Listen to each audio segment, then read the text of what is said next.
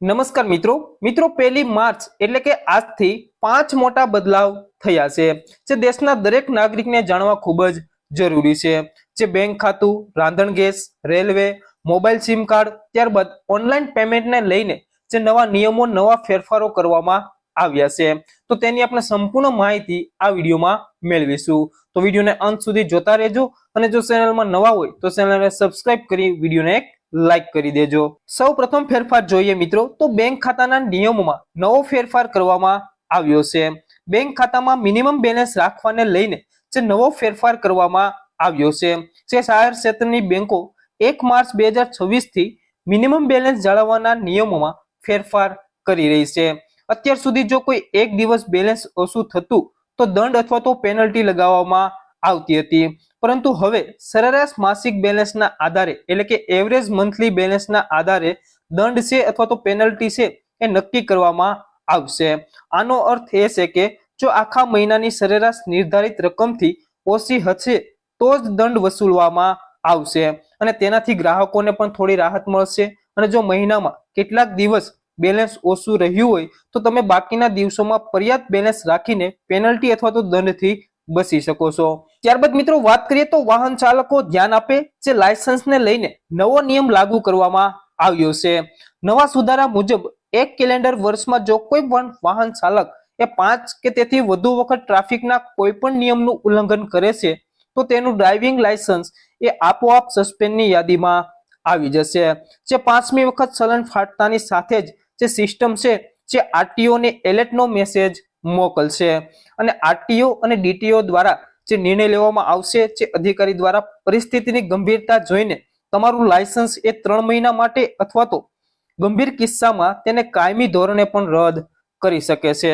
તો વાહન ચાલકો માટે જે લાયસન્સને લઈને જે નવો નિયમ લાગુ કરવામાં આવ્યો છે કે 1 વર્ષની અંદર જો તમે 5 કે તેથી વધુ વખત ટ્રાફિકના કોઈ પણ નિયમનું ઉલ્લંઘન કરો છો તો તમારું લાયસન્સ છે એ સસ્પેન્ડ અથવા તો રદ પણ થઈ શકે છે।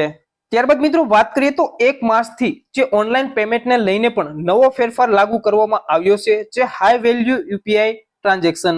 સરકારે 1 માર્ચથી ડિજિટલ પેમેન્ટ સિસ્ટમમાં જે સુરક્ષાને વધુ મજબૂત કરવાની તૈયારી કરી રહી છે। હવે મોટી રકમનું ઓનલાઈન ટ્રાન્સફર હવે માત્ર યુપીઆઈ પિનથી નહીં થાય।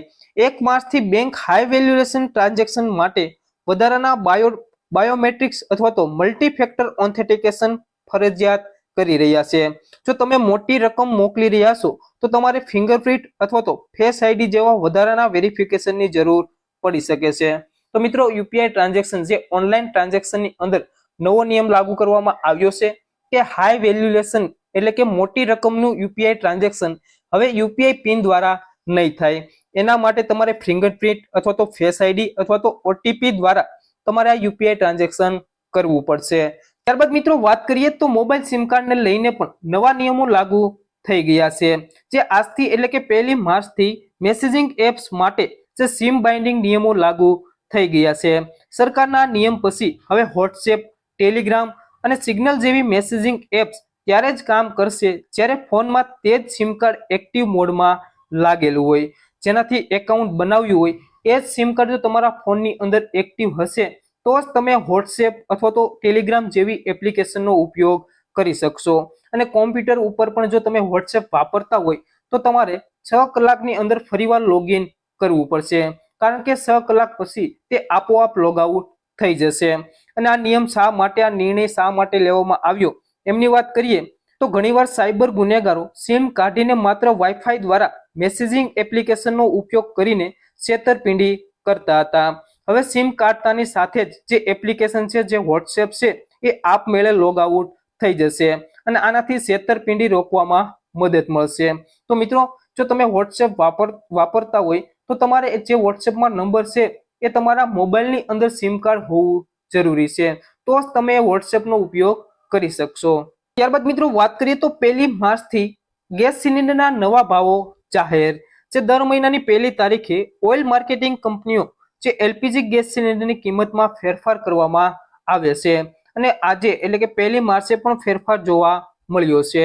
દિલ્હીમાં કોમર્શિયલ ગેસ સિલિન્ડરની કિંમતમાં 28 રૂપિયાનો વધારો થયો છે, જ્યારે અન્ય મહાનગરોમાં 31 રૂપિયાનો કોમર્શિયલ ગેસ સિલિન્ડરની અંદર વધારો જોવા મળ્યો છે.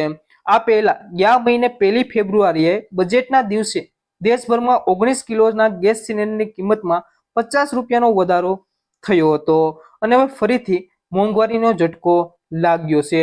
જ્યારે 14.2 કિલોના એલપીજી ગેસ સિલિન્ડર અથવા તો ઘરેલું રાંધણ ગેસની કિંમતમાં 8 એપ્રિલ 2025 થી કોઈ પણ જાતનો ફેરફાર થયો નથી.